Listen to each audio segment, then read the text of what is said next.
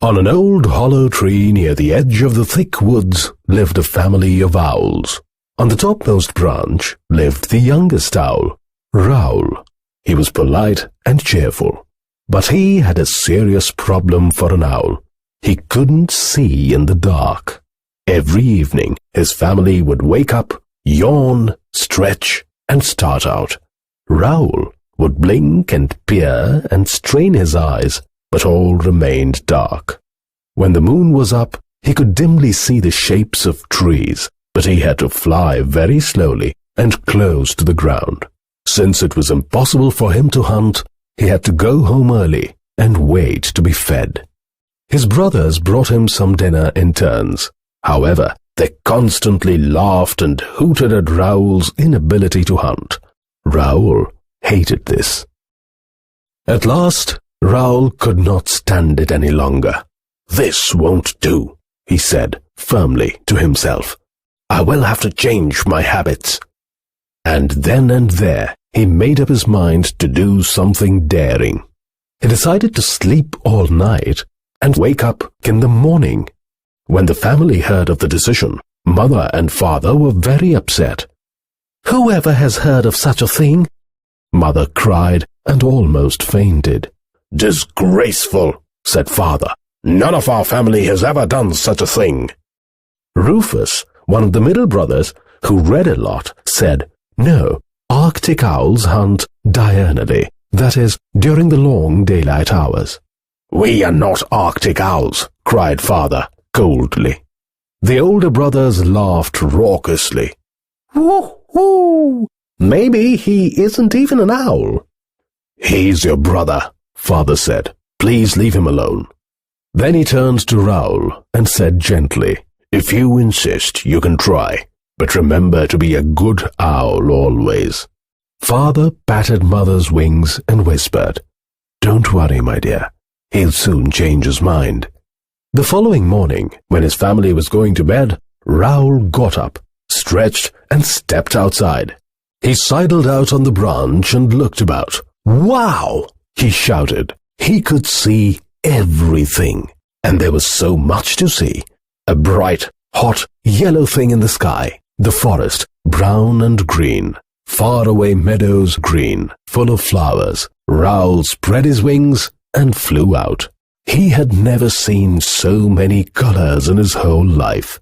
He felt so good that he flew upside down and did barrel rolls and loop-the-loops. By noon, he was hungry. He spied a small mouse behind an old barn. He swooped down on it. "Oh, please, Mr. Hawk, let me go," squeaked the sad little mouse, holding his little hands together. Raoul's heart was touched. He let the mouse go free. "But why do you call me a hawk?" he asked. The shivering mouse slowly looked up and said, "Good heavens, you are not a hawk, you are an owl. What on earth are you doing in daytime? Are you crazy?" "I don't think you ought to be so rude. After all, I could have eaten you." I am sorry," said the mouse. "Please forgive me, but I have never heard of an owl flying during day." Raoul explained everything. "That is the bravest thing I ever heard of," said the mouse. "Thanks, but I am very hungry," cried Raoul. "My name is Bertram. What is yours?" asked the mouse. "Raoul, nice to meet you, Bertram." "Will you eat cheese?" asked Bertram, hurrying back from the barn with a piece of cheese. Raoul pecked at it. "Ooh, too sticky." "How about corn?" asked Bertram, bringing kernels from his winter store. "Oup, too hard." "Aha!" cried Bertram. "You're a bird, aren't you? What about some bird seed?" Bertram ran into the big house beyond the barn and returned with a discarded box of bird seed. "Delicious!" Raoul cried. After lunch, he took Bertram for a ride on his back. The mouse explained to him about the flowers, bees, and many other things. By evening, Raoul was ready to go home. The two friends promised to meet again.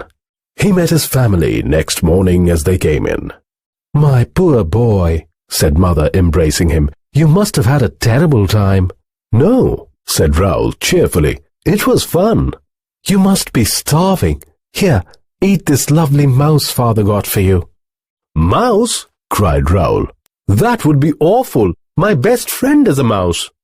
Oh, the sun is affecting my child's brain, cried Mother as she again got ready to faint. Raoul politely showed his family the box of birdseed and flew off into the sunrise. Bertram was waiting. They met families of robins and rabbits. The sun shone brightly. By noon, Raoul said, Bertram, perhaps Father and Mother are right. I cannot see too well now. Now, don't be hasty. You have done very well so far. I think you are not used to the sunlight. Even the people in the big house are dazzled by too much sunshine. Are they? Asked Raoul. What do they do about that? Bertram snapped his fingers. I know. Just wait here. After some time, he came out of the hole from the big house's junkyard, dragging a pair of toy sunglasses. Bertram helped him wear it by tying the earpieces together with grass. This is wonderful, said Raoul. It is soothing. Days flew by happily. One Sunday, at dusk, as Raoul got home, he heard his family talking to the neighbors. Our Raoul flies in the sunlight. First owl to do it ever. Real genius. Nothing can keep a good owl down. Raoul slipped into his bed, content, singing, "Choo-wit, choo-woo." हम अगर मन में ठान ले तो हम कुछ भी कर सकते हैं। ऐसे ही कुछ स्टोरी मैं आपको बताने वाली हूँ, लेकिन अभी तक आपने मेरे चैनल को सब्सक्राइब नहीं किया तो कर लो। राउल द आउल नाम की ये स्टोरी आज मैं आप लोगों को बताने वाली हूँ। यहाँ पे देखिए, ये आउल जो है, इन लोगों की एक फैमिली यहाँ पे इस पेड़ में फंसी हुई मतलब रहती है। और ये जो है, ये सबसे ऊपर वाला ये राउल है, ये अपनी कहानी का हीरो है और ये बहुत पोलाइट है। वो बहुत सीरियस प्रॉब्लम में था। उसे जो है ना, रात के टाइम में बिल्कुल कम दिखाई दे रहा था, मतलब बिल्कुल ही नहीं दिखाई दे रहा था। इसके कारण वो क्या करता था, अपनी आँखों को हमेशा बेचारा रब करता रहता था। और जब घर के सारे लोग रात को चले जाते थे तब ये घर में ही रहता था।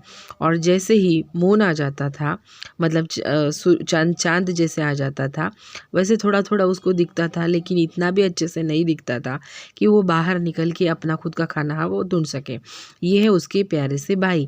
तो ये भाई क्या करते थे, वो जब भी शिकार करने जाते थे उसमें से कुछ पार्ट बचा है तो इसके लिए लेके आते थे, लेकिन वो इसका मजाक उड़ाते थे और ये राहुल को बिल्कुल पसंद नहीं था।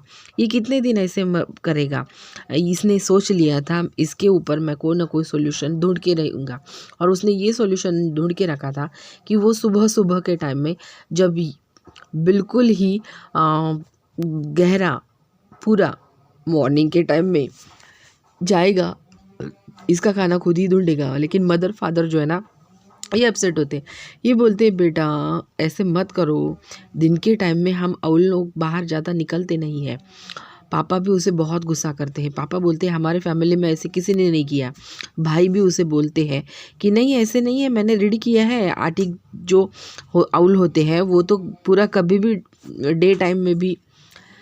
पापा उसे रोक देते और बोलते हैं हम आर्टिक आउल्स है क्या। तो भाई जो है ना, ये सारे के सारे उसको हु करके वो हंसने लग जाते हैं। राहुल को बहुत बुरा लगता है। तभी पापा जो है ये बोलते हैं तुम्हारा भाई है, तुम्हारे भाई के लिए ऐसे हंसो मत, मजाक मत बनाओ। उसकी मम्मी भी बहुत बेचारी उसके लिए बुरा फील करती है। पापा उसे धीरज बांधाते हुए बोलते हैं कि कुछ ना कुछ सॉल्यूशन निकलेगा, तुम ये मत करो। फिर पापा मम्मी के पास जाते, उसके पीठ पे हाथ रख के बोलते तू चिंता मत कर, सब अच्छा हो जाएगा। पूरी की पूरी फैमिली सो जाती है, लेकिन इसको नींद कहाँ आती है। ये तो सुबह का, बिल्कुल सुबह का जो टाइम रहता है वो टाइम में निकल पड़ता है। ये जैसे निकल पड़ रहा है तो इतना ब्राइट, इतना सुबह का मॉर्निंग का सन जो है, ये इसका पूरा क्लियर है, इसको सारे रंग दिखाई दे रहे हैं। ये पहली बार हो गया कि वो फॉरेस्ट में ब्राउन कलर, ये वो सारे पेड़ पौधों के कलर उसे इतने सारे जीवन में पहली बार उसने कलर देखे थे, क्योंकि वो दिन में कभी ज़्यादा निकलता नहीं था और यहाँ पे दिन में निकला है। लेकिन ये प्रॉब्लम क्या था कि वो बर्ड है तो उसे धूप के कारण तकलीफ होगी। ये क्या, इसे माउस दिख गया। ये चूहे राजा यहाँ पे बैठे हैं चूहे को उसने तंग करना शुरू कर दिया। चूहा बेचारा उसे हाथ जोड़ के बोलने लगा, मुझे छोड़ दो, मुझे मत तकलीफ़ दो, मैं पुअर गरीब, मैं चूहा तुम्हारी हेल्प कर सकता हूँ। तो ये बोला, तुम मुझे हॉक क्यों बोल रहे हो? चूहा बोला, अच्छा तुम अगर हॉक नहीं हो तो तुम आउल भी तो नहीं हो, क्योंकि आउल जो है ये मॉर्निंग के टाइम में, इतना गर्मी के टाइम में बिल्कुल निकलते नहीं, वो तो रात को शाम को निकलते। तो उसने अपनी दुख भरी कहानी चूहे राजा को सब बता दी। चूहा बोला, मुझे पता नहीं था तुम इतनी बुरी मुसीबत में हो, लेकिन मैं तुम्हारी मदद करता हूँ ना, तुम बुरा मत सोचो। तभी एक काम करता हूँ, मेरे पास खाने के लिए कुछ है। और वो भाग भाग के जाता है और राहुल के लिए कुछ तो खाने के लिए, मतलब वो पहले नाम पूछता है, अपना नाम बताता है, बैरतरम, और ये बोलता है कि बैरतरम मेरा नाम जो है ये राहुल है। चूहा जाता है और उसके लिए चीज़ लेके आता है। ये चीज़ तो बहुत ही स्टिकी है, ये क्या है? अच्छा, चूहा बोलता है मैं कॉर्न लेके आता हूँ, और वो ऐसे बोल के कॉर्न लेके आता है। अरे बाप रे, ये कॉर्न तो बहुत कड़क है, मेरे से तो तोड़ा भी नहीं जा रहा है। चूहा बोलता है ये बर्ड है तो इसको बर्ड सीड देना पड़ेगा, और वो एक पूरा का पूरा पॉकेट जो है बर्ड का सीड जो होता है खाने का, वो लेके आता है। वाह, ये तो डिलीशियस है। और फिर लंच ऐसे सब खाना खाने के बाद ये राहुल उसको पीठ पे बिठा के उसको घुमाने के लिए लेके जाता है। जैसे इवनिंग होने को टाइम आता है, तैसे ये दूसरे को बाय करते हैं और घर चले जाते हैं। घर आने के बाद उसकी पूरी फैमिली, मम्मी जो है, मम्मी उसके पीठ पे हाथ रख के पूछती है, मेरा प्यारा बेटा इतनी मुसीबत झेल के आया है? तो वो बोलता है, मुसीबत नहीं मम्मी, बहुत मज़ा किया मैंने, बहुत मज़ा किया। तभी मम्मी उसे बोलती है कि ये देखो मरा हुआ चूहा, तुम खा लो। चूहा, तुमने मेरे फ्रेंड को तो नहीं मार डाला? वो उसे पूछते हैं, और फिर मम्मी बोलती है, चूहा तुम्हारा फ्रेंड है? नहीं, ये देखो, तुम ज़्यादा गर्मी में मत जाया करो, गर्मी में जाओगे तो तुम बेहोश हो जाओगे। तभी वो जो उसने बर्ड सीड जो लाया था अपनी फैमिली को दिखाया, और वो सारे के सारे एनिमल जो जो उसे मिले थे, जैसे कि चूहा, जैसे कि रैबिट, जैसे कि कलरफुल, ये सारी की सारी चीज़ें वो बताता है। दूसरे दिन तुरंत राहुल अपने फ्रेंड को मिलने के लिए वहाँ पे जाता है, और फिर वो बताता है, मम्मी जो बोल रही थी वो भी गलत नहीं था, ये सनलाइट के कारण मेरी आंखें और भी ख़राब हो रही है, मेरी बॉडी में जलन हो रही है, पर मेरी आंखें अगर अच्छे हो जाएंगी ना तो बहुत अच्छा होगा। तो जो उसका फ्रेंड है चूहे राजा, वो बोलता है कि देखो, मुझे पता है ऐसी तो कोई चीज़ है कि जिससे तुम्हारी ये जो आंखें की जलन हो रही ये नहीं होगी। गॉगल है मेरे पास है, और वो जाके सन ग्लासेस लेके आता है। सन ग्लासेस जब आउल पहन लेता है तो राहुल को बहुत अच्छा लगता है। वो बोलता है, अरे बाप रे, ये तो बहुत वंडरफुल थिंग है यार, मुझे तो इतना स्मूथ, इतना सुंदर लग रहा है कि बस अब मैं उड़ सकूँगा, मैं मेरे घर जा सकूँगा, मेरी फैमिली को ये सारी चीज़ें बताऊँगा। तो आस पड़ोस के सारे लोगों को उसने बताना शुरू कर दिया कि अब वो सनलाइट के टाइम में, मतलब सन के होते हुए भी वो उड़ सकता है। उसके पापा ना उसके लिए बहुत प्राउड फील करते हैं, और वो गाना भी गाता है जब वो सोता है थक हार के। तो दोस्तों, मेरी कहानी मैंने बता दी है, आपको बहुत पसंद आई इसलिए आपने पूरा वीडियो देखा है, धन्यवाद। ऐसे ही देखते रहिए, बहुत सारी अच्छी अच्छी स्टोरियाँ हैं, लेकिन मेरे चैनल को सब्सक्राइब तो कीजिए इसके लिए।